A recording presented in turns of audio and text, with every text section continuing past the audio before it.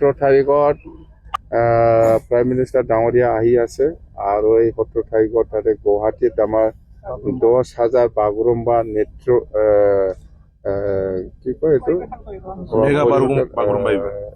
Dance performance কৰিব। এইটো খুব ভাল খবৰ আমাৰ কাৰণে হয়। অসমৰ বিভিন্ন জাতি জনগোষ্ঠীৰ যিটো কালচাৰ এইটো আপগ্ৰেড কৰাৰ যিটো চেষ্টা, এইটো ৱৰ্ল্ডত দেখাবৰ কাৰণে যিটো চেষ্টা আমাৰ চিফ মিনিষ্টাৰ ডাঙৰীয়া, সেইটো খুব ভাল ইনিচিয়েটিভ।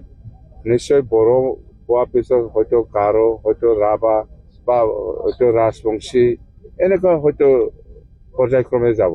যেনিবা আগত বিহু দেখাইছে, ইয়াৰ পিছত আদিবাসীসকলক দেখাইছে, এইবাৰ বড়োসকলক দেখাইছে, নেক্সটত হয়তো কোচ ৰাজবংশী বা ৰাভা বা গাৰো বা বিভিন্ন জাতি বা গোৰ্খা এনেকুৱা সকলো জাতি জনগোষ্ঠীৰ কাৰণে চিএম ডাঙৰীয়াই ভাল চিন্তা কৰিছে। এই কালচাৰৰ ক্ষেত্ৰত বা কালচাৰটো আগবঢ়াই লৈ যোৱাৰ ক্ষেত্ৰত এইটো ভাল ইনিচিয়েটিভ।